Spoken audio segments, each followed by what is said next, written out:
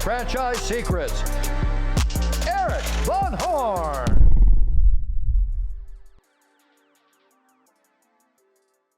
Hey, in this episode of Franchise Secrets, I have Dennis Yu on, who is awesome. Like, this guy is amazing. He was an early employee at Yahoo, just did so many things there, retired, and went on to be more missional driven, helping create a ton of jobs and just giving away so much free, helpful, valuable content around social media marketing, content creation, virtual assistants, SEO. The guy gives away a lot of stuff. He's one of the experts out there that is actually an expert and actually gives so much value for free. So if you think you know marketing and you think your franchisees or your franchisor is doing marketing really well, listen to this to kind of compare and see what you could be doing better.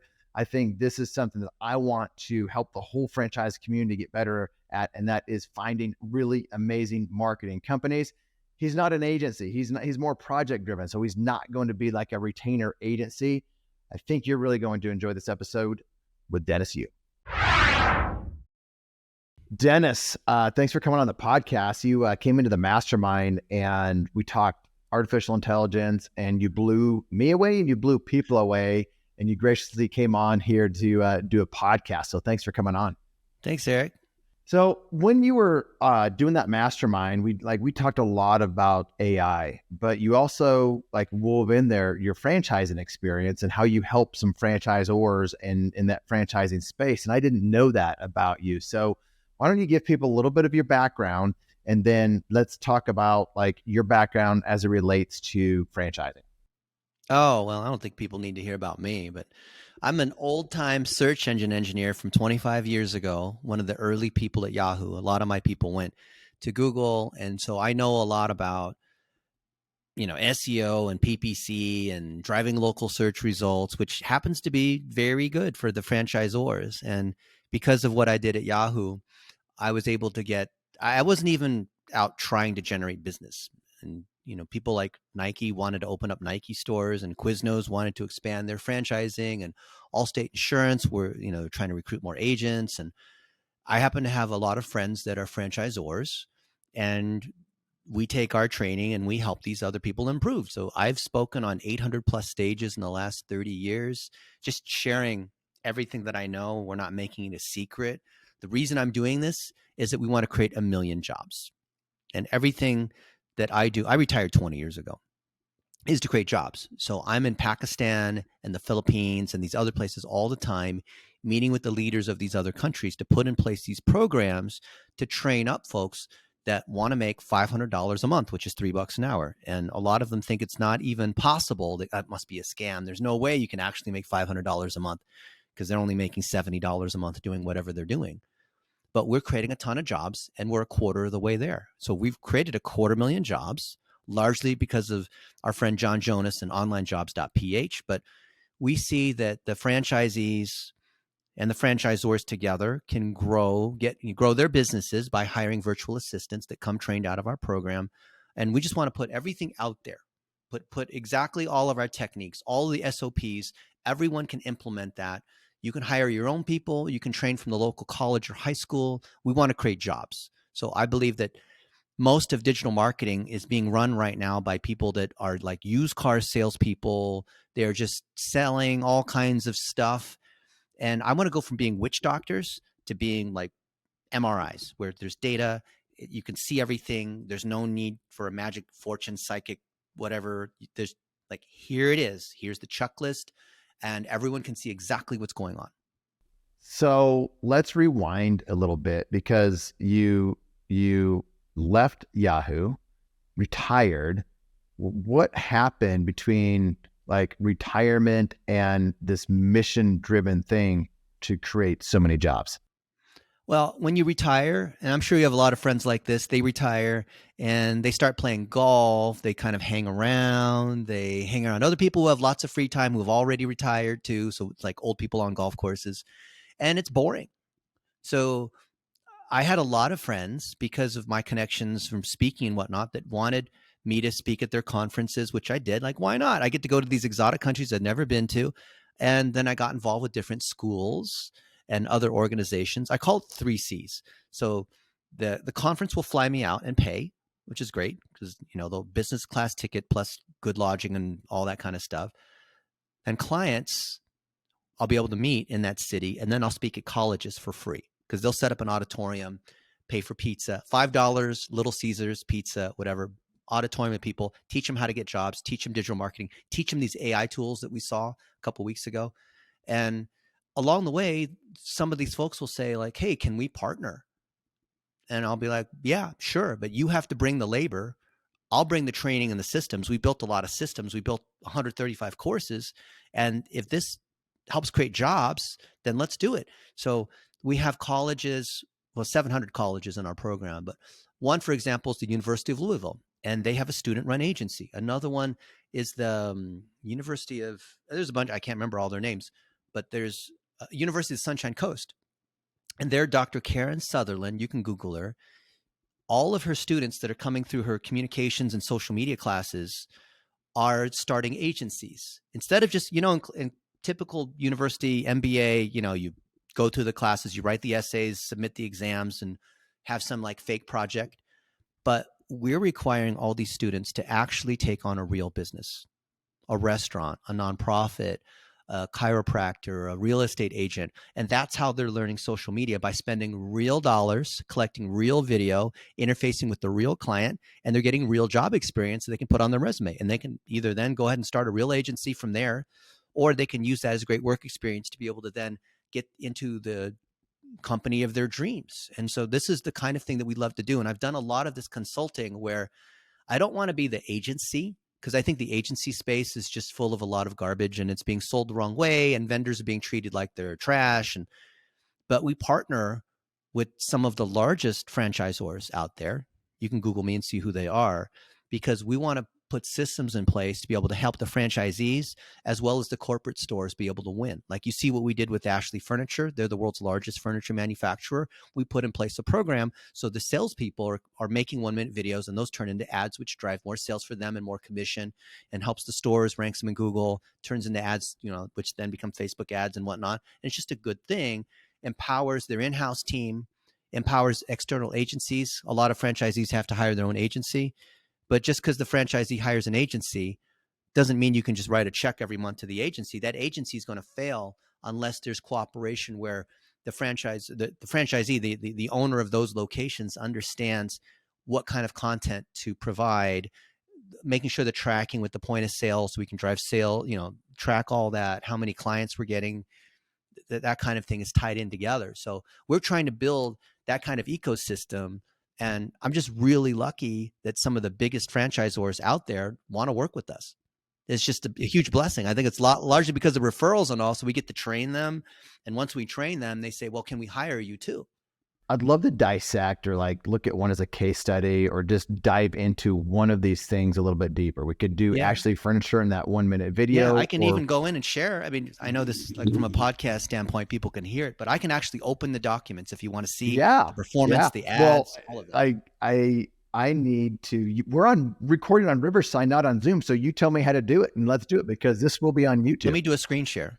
And it's coming up. And this is one of the things that I appreciate about you as you're pulling this up, is like you share stuff freely. A lot of people share very little and then have everything behind a paywall where you have to pay a lot of money for this stuff. There's certain people out there that are in the marketing space, influencer space, that give a lot of really good stuff. And you are one of those. Like, I know it because I see it, I consume it. And then we have mutual friends that are like, yeah, Erik, Dennis is the real deal. So this is awesome.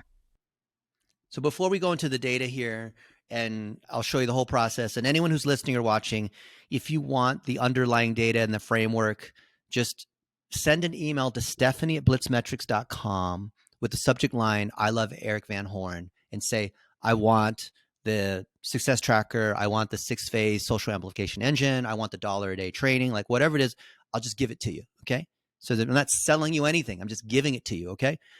And by the way, I have full permission to be able to share this, because Mike Malaro, who I think he still might be the head of digital over there, he presented this at Social Media Marketing World. And I can open up the data for the Golden State Warriors, which is a basketball team. And there's the same thing there, where their head of marketing presented this data at a conference, and this is my secret way of doing it, where So as he's pulling that up, it's Blitz Metrics, BLITZ METRICS. And like, you should all be taking advantage of the stuff that Dennis is giving away. Like, he gives this stuff away. And and he did the same thing in the mastermind. You were pulling up all kinds of stuff and giving all kinds of stuff away. I think it's always better when the underlying brand presents their data versus the vendor, right? I mean, whenever the vendors, then it's like, well, it's the vendor. They're always going to share their slanted view of things. So it makes them look good, because when I get invited to be the keynote at a conference, why not have, Ashley Furniture, the Warriors, or Nike, or these other people speak? It's just going to be way better. Plus, it makes me look better, right? What do you think is going to sell better, Eric? Me talking about this, or the actual brand talking about it? 100% the brand. So we follow the same process for every single one of these. You're going to see the same 6-phase process, whether it's Nike or Red Bull or Allstate Insurance or Liquivita or like all these other ones. And I'll show you, it's this 6-phase process right here. Doesn't matter, because all franchises are based on some kind of repeatable SOP. I think of franchises as like a virus, like in a good way. Because if you have the right situation, the virus will multiply, right? The right ingredients, the right temperature, the right whatever. And so that's what a franchise does. It's a repeatable system. So what we're trying to do is we're trying to amplify the thing that's already working. And of course, we have these kinds of constraints. So here for Ashley Furniture, the constraint was we need at least a 20 ROAS. Now, I knew we were going to kill it for them. So because ROAS is return on ad spend. Yep. So a 20 ROAS means I put $1 into the machine, I get $20 of POS provable revenue. Not some like fake, fans or followers or views, but revenue inside whatever the CRM or whatever management system you're tracking sales. There's all like Salesforce, whatever it is, I need to see that there's revenue, right? So they said, you can spend as much as you want, do whatever you want, as long as you get a 20. I'm like, okay, cool. So you can see this was one of the reports, and we had a 16 ROAS. This one, we had a 46 ROAS. You have different campaigns that do better than others, right? And the whole point of testing, which is a $1-a-day methodology, is that you just have to put out enough campaigns and combinations of content to figure out which of these work the best to be able to then drive sales and put more money into, right? And as a result, there's a lot of these tasks. So some of these are canned tasks that we need to do, and which are part of the whole process. And other ones kind of are specific to that particular client. So you can see what we've done, what we're going to do, what's next. What's next is dependencies, like they need to give us access. So-and-so needs to make some content. So-and-so needs to prove the budget, or do whatever it might be. And then we assign for each of these 6 phases, someone on our team and someone on their team. So that way it's not on me. The last thing you want is like me to be in charge of something. So it'll be like Daniel and Michael are in charge of plumbing, which is the tracking, right? Or the content is Logan and Kate. And so each of these teams of 2 or 3 people is responsible for getting their component of these 6 phases in place. Does that make sense? And here's the 6 phases. You cannot avoid any one of these. A lot of people, they want to jump straight to making ads on TikTok or YouTube or whatever the coolest thing is. They hear chatbots or AI tools to do SEO, or like, that's great. But you actually need to do all 6 of these. And so the first, plumbing, you'll see why. Plumbing is all the tracking. It's the pixels, conversion tracking, the phone calls. So maybe it's call rail, right? But you need to have the sales being tracked. The data, the remarketing, right? The emails, reactivation campaigns, like all the data needs to be in one place and tied together, right? If you don't have that, then you can't move on to number 2, which is the goals. So the goals are, we want to get, $200,000 in sales this month per location. And we need to get new patients at less than $50. We're trying to drive phone calls at less than 20. Or we need to get, so much in sales of this particular new acai berry drink we have in our smoothie place, right? Whatever it might be, there's business goals. But even if you have these business goals, unless you have the underlying measurement, you have no way to really keep score, right? So you see how goals are only possible once you have the data in place. Then when you have the goals, you're going to have some goals that you're hitting and some that you're not. So, why are sales down? Or why are we not getting as much traffic from our PPC? Or why is this one up or down? It's going to be because some kind of content. Usually it's the content is the issue. It's not the way the campaign's built. It's not the bidding and budgeting. It's not the quality score. It's always going to be pretty much, you can drive it back to content as the underlying reason. So against any one of these goals, like if you're trying to sell more, Botox, then how effective is your content about Botox? And content also includes, hey, Botox 10 units for $100. Like, okay, great. Then where's that content being said? How well is that content performing? What's the hook associated with the content? Is the content working better on Facebook? Is it working on, our local service ads, like whatever it might be, right? So everything goes back to content. Then targeting is who sees the content. So we build audiences, largely remarketing audiences, $1 a day, workplace, media influence audience. If you're the franchisor and you're trying to get more franchisees, then you're going to target Franchise Times and there's different conferences for the industries that you want to be in, which is different than the actual consumers, right? Because people that are looking to open a business and, be their own boss and whatever, that's all different. The B2B is different than B2C. But as a franchisor, your ability to attract franchisees is largely dependent upon how successful your corporate and franchise stores are doing. So you kind of have to be doing a good job to attract more franchisees. And I think ethically, that's what it really needs to be too. There's a lot of franchisors that just want to take the money, which I kind of frown upon, because then they want to skip past this other stuff and just sell more $50,000 licenses and then leave these franchisees kind of hanging, right? That's not cool. Then boosting, which is what I'm known for, the $1 a day, is once you have these other 4 components in place, then you're amplifying what's already working. And then you're able to optimize. So let's look at that actually for Ashley. So plumbing, we're tracking the data in the point of sale. So their system every night sends to us all the conversion data from every single store and every single purchase and what it was being bought by and the customer information associated with that. There's certain privacy things that we're doing, especially for medical clients that we have to preserve HIPAA data and that kind of thing, how we handle the data, separate servers, all that kind of stuff. So we're tracking store visits. We're tracking offline conversions. We're tracking website visits because that remarketing often turns into a sale later, right? Because it takes multiple touches. And you can see that we have the tags or we don't have the tags to be able to do the remarketing. Every single franchisor should be, I believe they should, I'm curious to see what you think, Erik. I believe every franchisor should set up the tag management across all their stores, whether it's corporate or franchise, because the franchisees don't know how to do it and the agencies for sure don't know what they're doing. And the agencies hold the franchisees hostage as well by setting up ad accounts that they don't get control of. And I believe the franchisor should own everything. It just because these mom and pops, they do not know what they're doing. They always goof it up every time. They just do. The brand needs to own everything and then allocate access. Sorry, right? No, I think a lot of just the emerging brands out there that aren't setting it up that way. You think you're doing the right thing by giving your franchisees access and having them set everything up. They don't know how to do the marketing. No, they don't, and it can really messes things up. Yeah, the friend who runs an agency, who's a family friend, who you like them because they're your friend, they're not competent. I coach 2,000 agencies. They're not competent. I know this because this is what I deal with all day. They do not know what they're doing. There's a checklist to audit all of this. It's not an opinion. You can literally go to the checklist for every one of these things here, right? Like, I need to see that you've set up the domain tracking. I need to see the tag manager set up properly. I need to see, also all these things are set up. Then we go into the content. And this is where we start to have some fun because, the plumbing and all this, people are like, this is boring. I don't want to do it. It's like doing your taxes. Like, if you don't get the data set up, then you don't get visibility on what you're doing.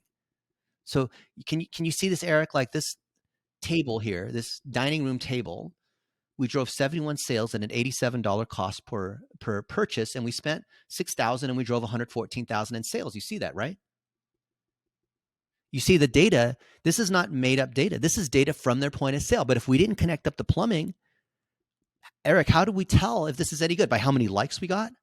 By how many people, watch the video and how many followers we have on Instagram? Like, what does that mean at all? Yeah, but you can see every one of these things here. And some of these are silly. It's like prices are low, low, low, low. Do you know that song that says that? So we're appealing to the young adults. I think we're targeting like college kids that are wanting to get a cheap couch for $399. And so they come in saying, hey, I saw that cheap couch. Oh yeah, it comes in 7 colors, right? So how is it that we're getting a 62 ROAS on this ugly brown couch? Would you have, like, Eric, would you have this couch in your house? No. No, but who's buying these cheap couches? Airbnb. Yeah, Airbnb, and then college kids. Yeah. That just, for the summer, they're taking classes. And so it says there, prices are low, low, low, low, low.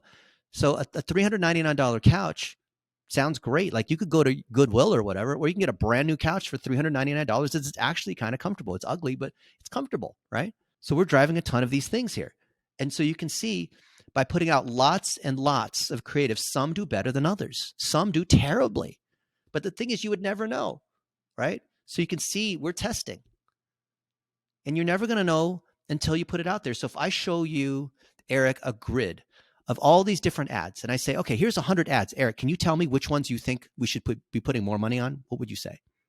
I'd probably pick them and not have a clue of which ones would be working.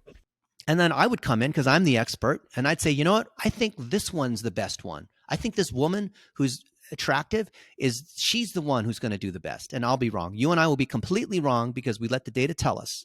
And this is the whole thing, is letting the data tell us, right?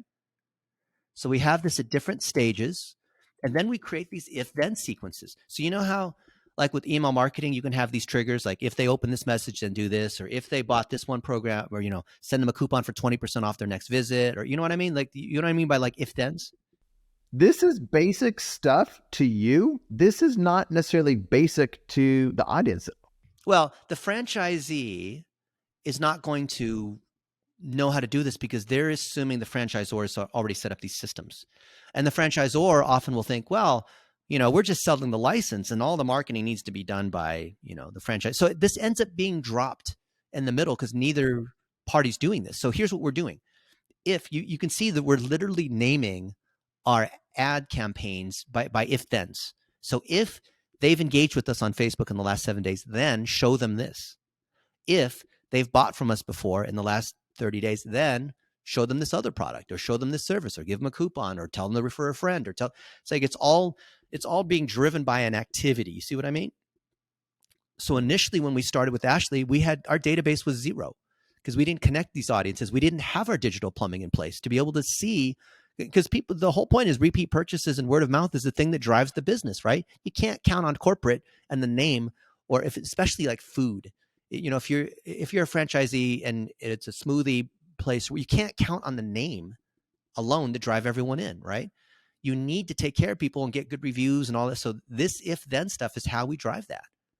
But if you don't have the audiences, if you're not collecting emails and phone numbers and building remarketing audiences on the website and all that, you have nothing to. You can have the best triggers in the world, but you have no data flowing through. You know what I mean? So the first 3 months we had hardly any traffic coming through because we needed to build the audiences to enable enough people to come through that we could then trigger them to say, if this happens, then show them this. And so now we're building people down the funnel, right? So back up just a little bit. Did Ashley Furniture have any of this stuff in place before you guys came in? Like, were they doing any of this? No, because they had different agencies that did different things. And none of them, like, there was the website agency, there was the social media agency, there's the PR agency, there is the creative graphics people, there was the in-house team that controlled access to the IT team that controlled like the point of sale and all this. Like, they were all doing different things. Now, Ashley is probably I don't know how many $1 billion plus franchisors you have, but the larger franchisors tend to have this silo issue. If you're small and you have less than 50 locations, then you probably don't have this multi-agency issue, but you probably still aren't doing these things. Well, that's it. They don't believe they have the budget to be able to do these things. If you do have the budget, it's siloed. Yeah. So either way, it's not being done because the big companies have the silo issue with all the politics that happens. And the smaller guys, the biggest issue is they don't know they need to do this because the agency is just doing what they're told, which is let's just run ads or let's just come up with cool ideas. And so this whole like data and tracking and infrastructure, there's some engineering involved. That's unfortunately what it is. It's just something that people don't know how to do and they don't realize is necessary. But I'm telling you, everything starts with digital plumbing. I'm biased because I'm a data guy and I'm an engineer, but I believe if you have the data, the system will optimize for you. if you put in the right ingredients and you have the data and tracking. And this is proof. I've dozens and dozens of these showing how this is the case, right? Opening, here's a grand opening of a new store.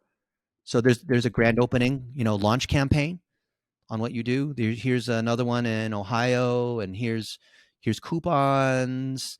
We have ones that are around like delivery, just you can see that how we're doing this at different stages. So then we have what we call our standards of excellence. So we know that in order to be profitable, we've got to get people into the store at less than $17, because 1 in 3 people will buy when they go into the store, and the average checkout's $2,100 for furniture, right? So you can just kind of work out the math. And so if we're able to get people to the website for $3.50, if we're able to get people into the store at less than $10, then we're going to win, right? So we can look at these different standards of excellence kind of as a check engine light. If any one of these things is off, then we need to figure it out, go to the dealer, right? When the idiot light goes on, Eric, you got to go to the dealer or figure out what's wrong, right? So that's what we look at. There's certain thresholds. So just because our cost per 10-second view is north of 5 cents, that doesn't necessarily mean anything. It's only in the context of how long do they watch and what's being promoted, and do they eventually buy. So you have to look at all of these diagnostic metrics in context. You can't just pull out one metric and say, well, our cost per engagement is under 2 cents. That means we're winning. Well, that's one metric to see that the initial hooks that we have, that people are, it's relevant. But then once we're able to get people to initially engage, then how about our trigger sequences? How about how fast we answer the phone? How about the girl at the front desk? Is she greeting people? Like, we could do everything on our part, drive people into the stores, but if the front desk isn't there and they're rude or they don't answer the phone, then it doesn't matter what we do at that point, right? So that all of these are tied together. There's multiple things, and you can't. Most franchisees, they look at one diagnostic metric, like cost per call. You can't look at just one metric, because you see what I mean? Like there's multiple things that happen together, right? So we're looking at all of these and troubleshooting them together. And then we're putting rules in place. You can set up rules to basically trigger when any one of these things is above or below. It'll tell you that something has happened, right? So you don't have to like log into Facebook or YouTube or TikTok. They'll tell you. Like they want you to spend money effectively, so they'll tell you. So here we can see what's going on. Here's what's working on YouTube or working on whatever the particular channel is, right? And some work and some don't. So we're constantly testing these audiences. You can see that here's what's working at the top, middle, and the bottom of the funnel, right? These are the top performers. But for every top performer, there's 10 or 20 losers. I think this is where a lot of brands get it wrong. And we're talking to some of our brands right now, and the testing, they're not doing, they've never done the testing. They've never done the different types of creative, different angles of the video, different pictures, different person in the video, whether it's personal training, you're looking at the trainer, you're looking at the person getting trained, or whatever it is. They're just not testing. They're doing like what we were talking about earlier. I think this is going to do best. And so they just do 1 or 2 variations, and there's no testing that goes along with it. And comment on that, because I think it's a real common thing in franchising, both franchisors and Zs. I would blame the franchisor and the franchisee together on this, because what most companies do, and I'd blame the agency too, is they use what's called a content calendar. So what happens in a content calendar? Well, this is our May content. We're going to crank out 10 pieces of content like this. And, our theme is, the summertime or whatever it is. And then our July content, and we're getting ready for the 4th of July. And here's our blowout sale. And here's whatever it is. And so most companies organize by a content calendar, right, Eric? Yep, that's right. That's failure. Has it always been failure, or is that? It's almost always, well, you've been able to get away with it before the days of measurement because you didn't know any better. And in the days where it was just a couple TV stations and you could have newspaper circulars or whatever, then no one, there was no digital. So, there weren't many choices. But now with the content calendar, how are people measuring? Like, we've done tons of content audits. How are they measuring the people that are creating the content, the agency? How are they measuring performance? By how many pieces of content they create. So the matter is about the quantity of content being generated, not the quality, not the ROI or the effectiveness of the content. If your goal is effectiveness, meaning you're trying to drive sales, into the POS, then what you're going to do is you're going to find your greatest hits. So here you can see these are the best things that have performed for Ashley, what's driven the most sales. And we know what the stats are. And so when something's winning, it could have been an ad from years ago. We're continuing to run ads. That brown couch we've run for years, right?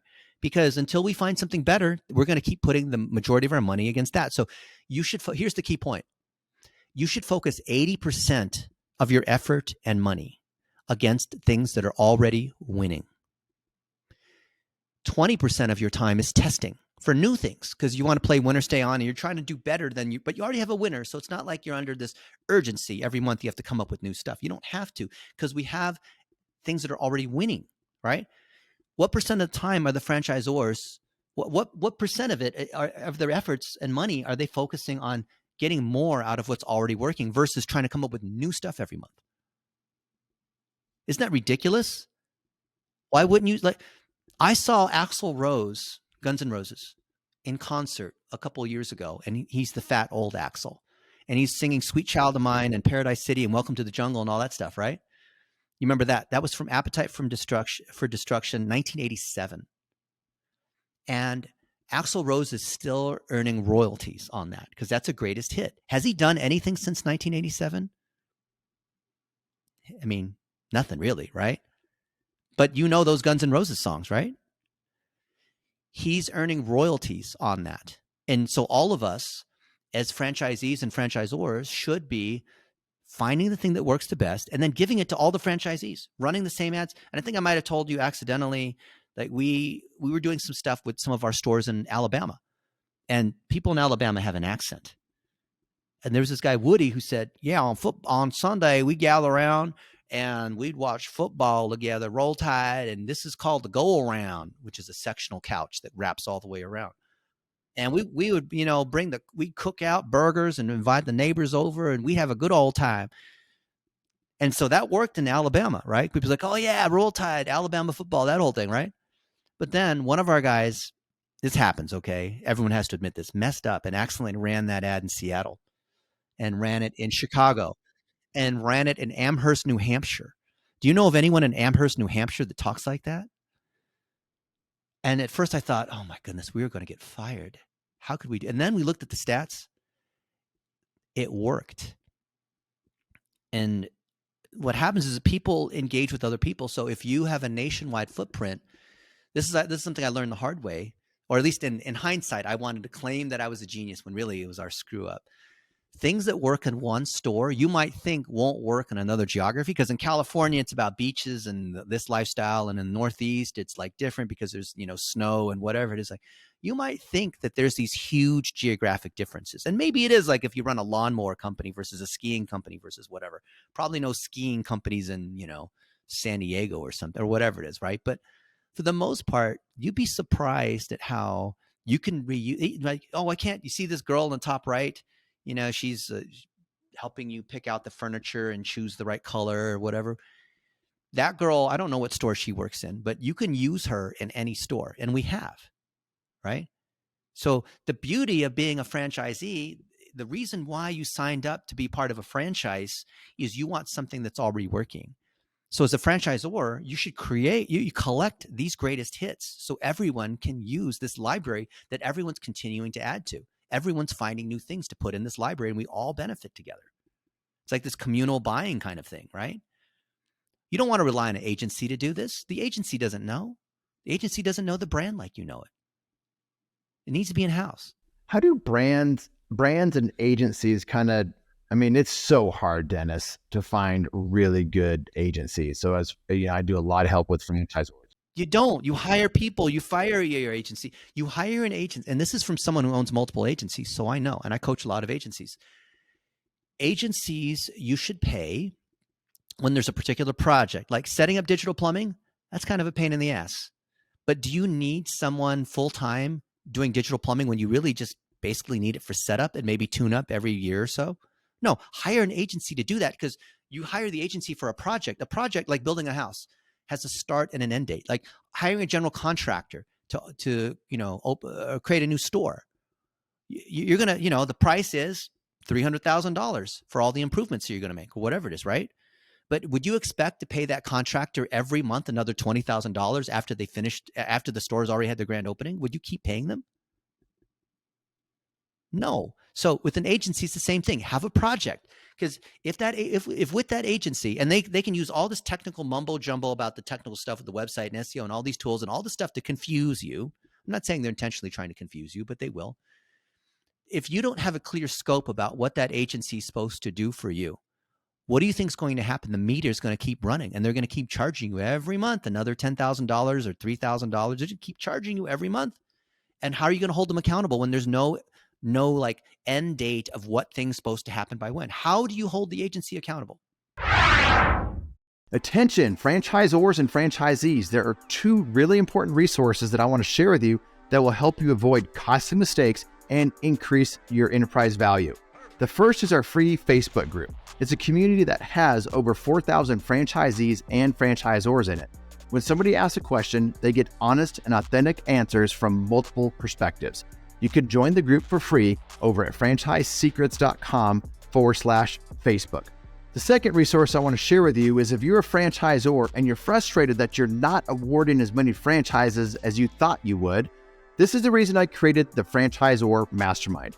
If you want access to the information, the techniques that the best franchise sales organizations are using to award franchises, and you want what mature brands have with their playbook of having happy, successful franchisees that grow the right way, then you might want to check out the Franchisor Mastermind.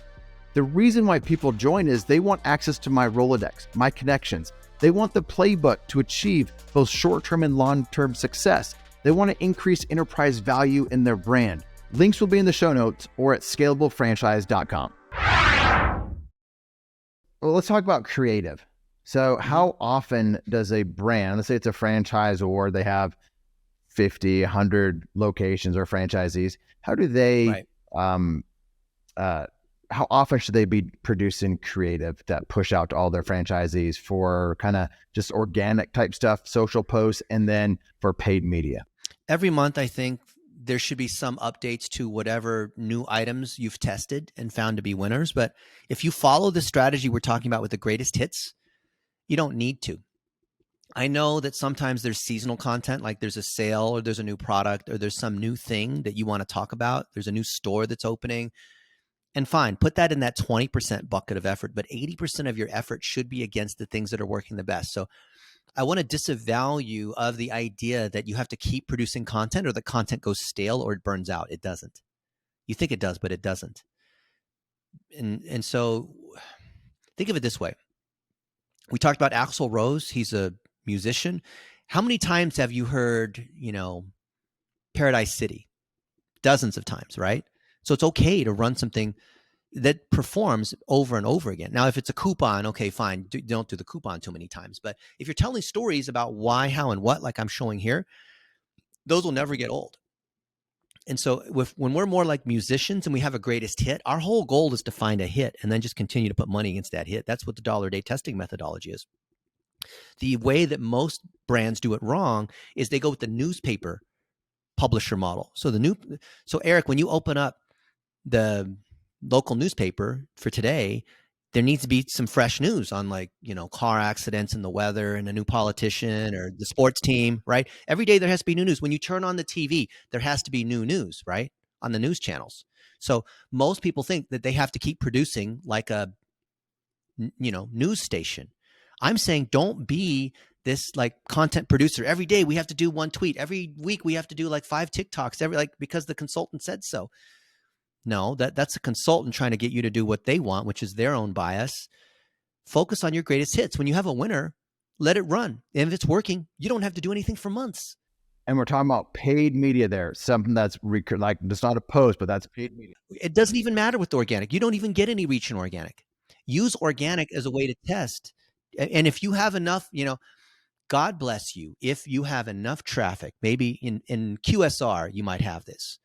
That you have enough traffic, enough data to test on people who are engaging. We did it for Carl's Jr. We took them from nothing to 1 million fans, and they paid us $250,000. They paid us $750,000. Yeah, they paid us $750,000, Carl's Jr., to help them grow. But I told them this. I said, we can get you more fans and we can get all this other kinds of content. And they said, no, this is our media plan and we're supposed to produce this many pieces of content and spend this much money. And so we need to use it or lose it. I'm like, okay, happy to take your money and spend it. Right.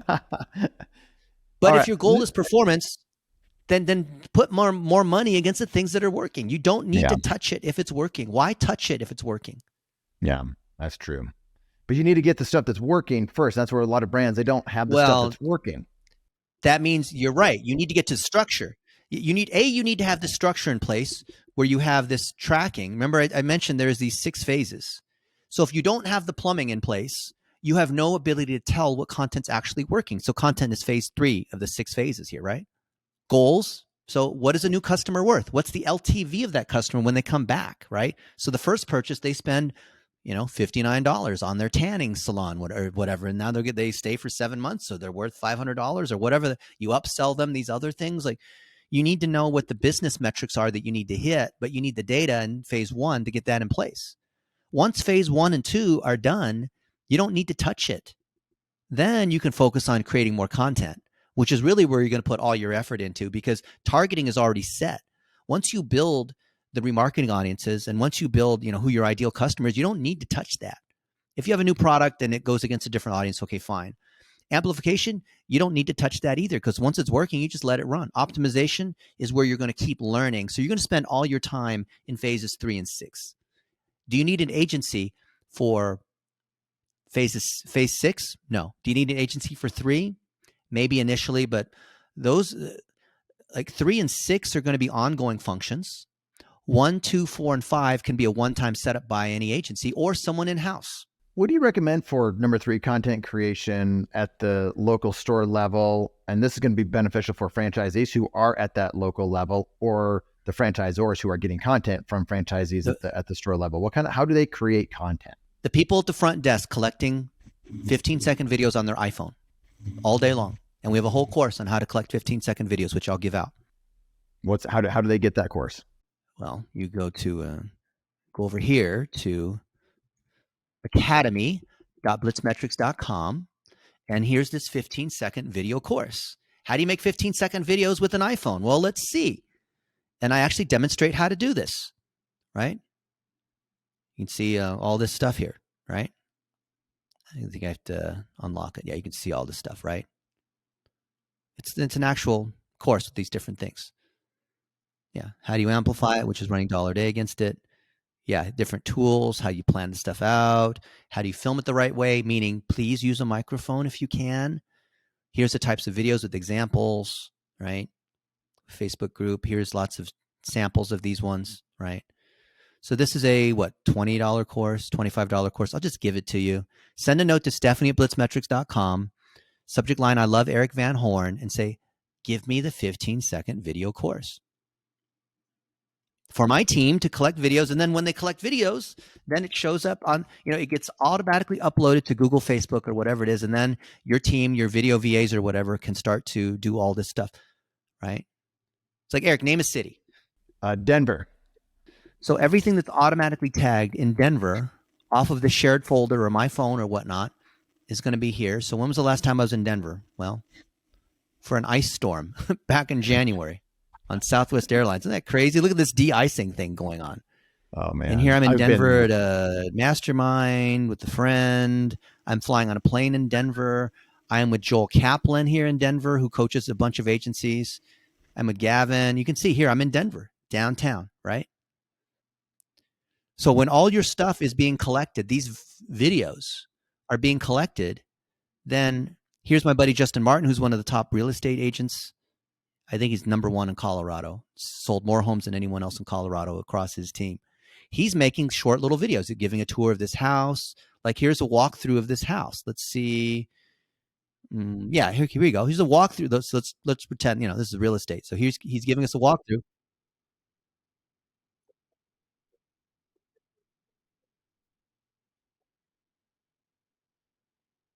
Here's a new home. He's showing off this home.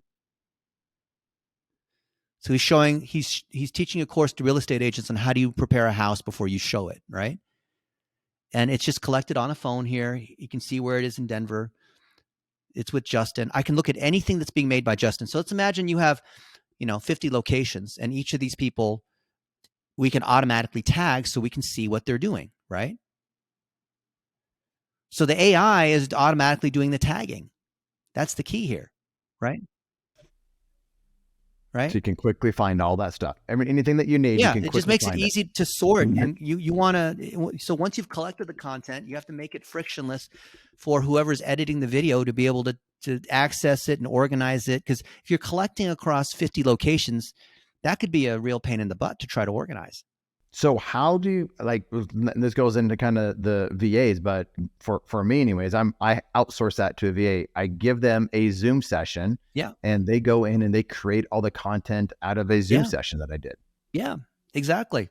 And so you need to make it easy on you, because Erik, you can't be, every time you have a Zoom, you can't say, hey VA, go look at this Zoom and it's about this and it's with this person. They need to be able to just look themselves, and every day they come in and look and see if there's anything new. How hard is it to find that person? I found one. It wasn't that hard for me, but how hard is it to find that person? Easy. So there's several places.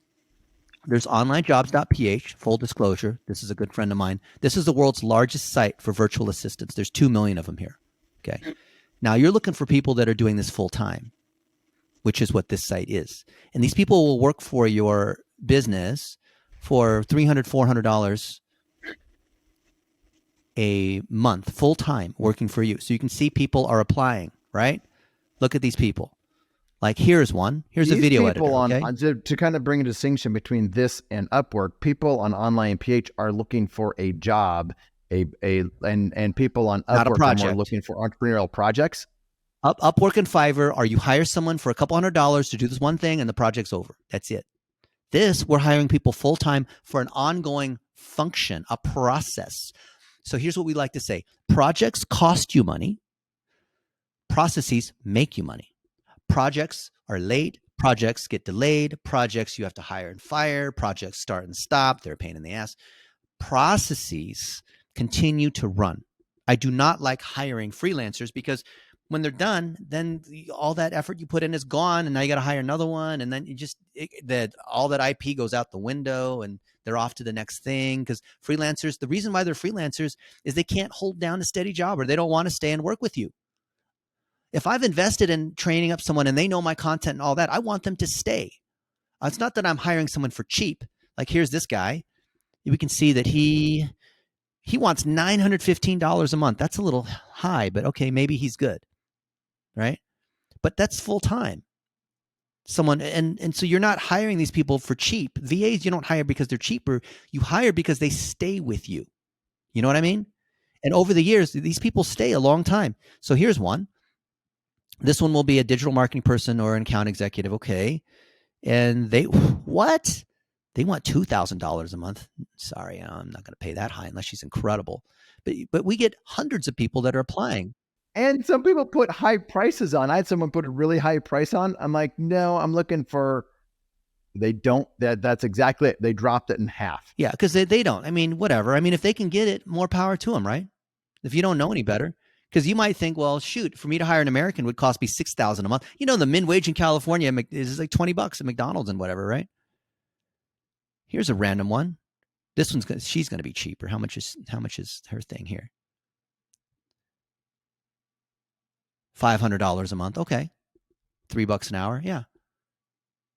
I don't know. I wouldn't hire her because she's not smiling. Because anytime we put up a job posting, we have hundreds of people apply. So this is where you put up a job posting.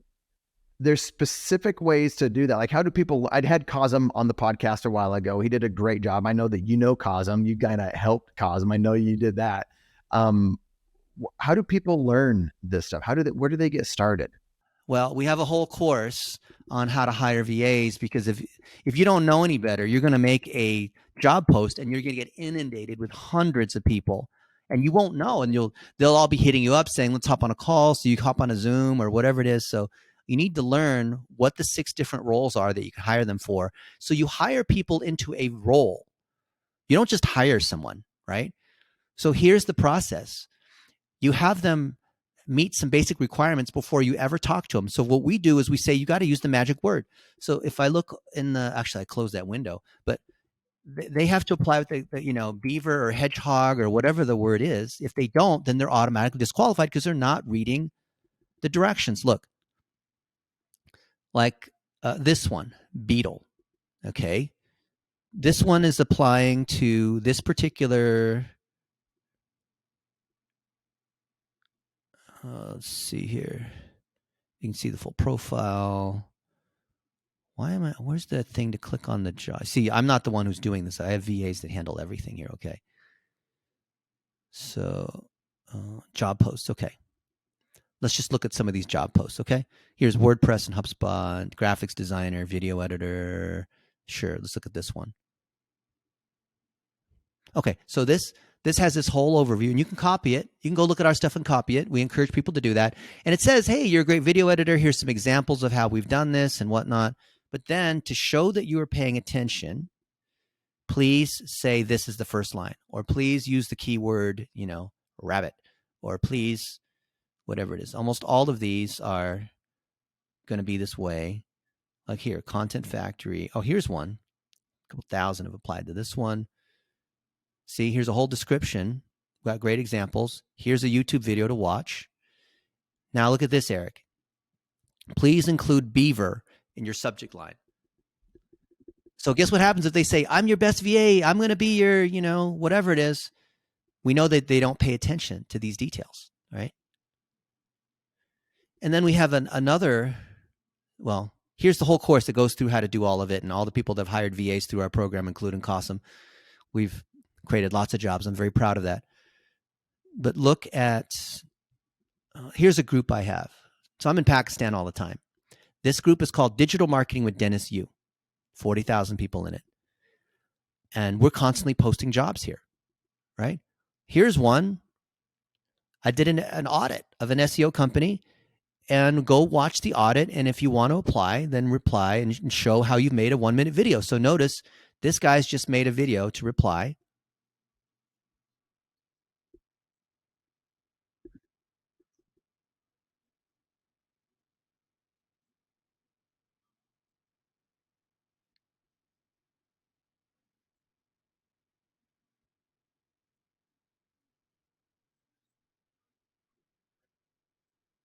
Six minutes. Come on now.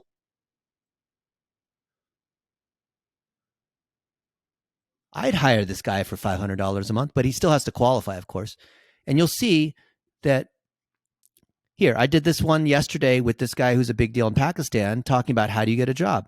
And these people here in this group are looking at this. Look, this person saying, hey, we want to hire more VAs. Come apply. If you pass this course, we'll give you an interview. And if you pass that, then we'll hire you, right? Here's someone who just made their video to apply.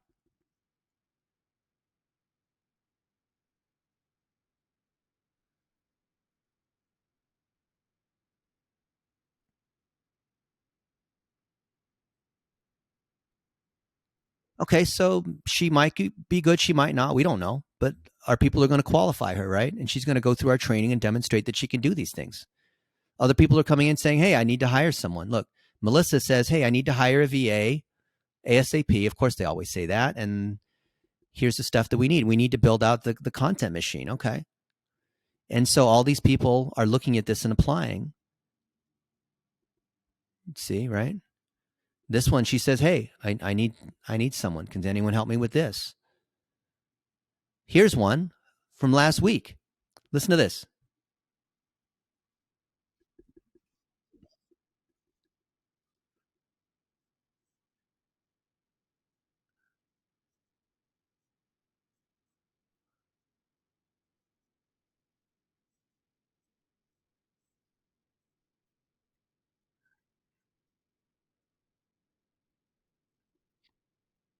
So we're saying, hey, do you want to apply? This is his business. And the way you apply is by making a 1-minute video. That's how we qualify. Some people disagree with me on this technique, but this is what we like to do. Make a 1-minute video. If you can't make a 1-minute video, then we can't get a sense of how well you communicate. We want to know that you can communicate. We want to see you on, because if you're not willing to show your face, look, I know a lot of people, and when I make this point, other people that run VA agencies want to argue with me. But if I can't see your face, there's a certain lack of trust. I've got to be able to see your face.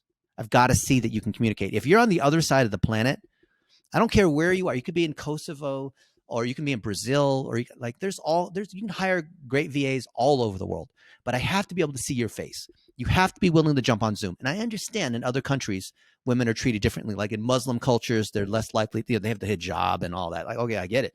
But we have plenty of women in our program, and they have hijabs, and they're, devout Muslims, and they do great jobs in digital marketing, and they join our Zoom calls, and it's great.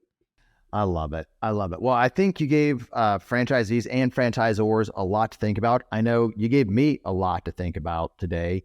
I think franchisors, listen to this, you probably need to level up your marketing game, period. Take a look at what Dennis does. Visit his website. There's a difference between, weak, average, and great. And what you're seeing with Dennis and what he does is great. There's a lot of below average marketing done in the franchising world. So I love it that you're, leveling up the whole franchising community in general. So Dennis, I appreciate you, man. Anything else that you'd like to leave the franchisees and franchisors with? It seems like everybody and their brother now is an expert in digital marketing and ChatGPT and all that. Whenever someone tells you that they're an expert in something, first thing is see whether they are credible. Can they demonstrate that they've done it? Not that they overheard someone talk about this in a podcast, but can they show you live? Can I Google them and see that they have done this? So if you've done, all these other people want to tell you how to market as a franchisor. Do they really know? Have they achieved the result? Have they driven the sales? Have they gotten more franchisees in? Are they able to rank? And they might say they have this magic secret that they, have on how to rank in Google. Show me. Everything I think is, and I'm biased because I'm data driven. Everything that I have is, I'm an engineer, search engine engineer background. But that's my last thing is to leave you with is that anytime someone gives you advice, check to see whether it's credible. Your mom wants to give you advice, and I know she loves you to death and all that, but she probably isn't credible giving you advice on how to tune your website. And if you do that, you're going to eliminate through 99% of all the fluff out there. I'm not saying these people are trying to lie to you or they're trying to deceive you, but 99% of people out there, like you said, Eric, are doing below average marketing because everyone has an opinion and they love to share it. Everything we have is checklist driven. You can validate it for yourself. It's not my opinion. Oh, because Dennis said so. That's not the reason to do anything. Do it because that's the checklist that everyone else has used and worked. And the checklist that we're sharing come from Google and Facebook and these other places. It's not my opinion. I got a big smile on because I know some of your posts. You're exposing things in other industries and things out there because you just want the truth out there. And what he just said is the absolute truth. So I hope this podcast saves some people from going with the wrong agency and help them going with the right agency and going with people that are actually experts in their field versus the crowd that says they're an expert. Do it in-house. Thank you, Eric. Yeah, appreciate it. And I'd love to see you guys. Any questions you have, I'm happy to help. Appreciate it. Thanks for listening to the Franchise Secrets podcast. Links to everything can be found over at franchisesecrets.com. And if you want my help with anything from starting your own franchise to growing your current franchise business, please visit scalablefranchise.com.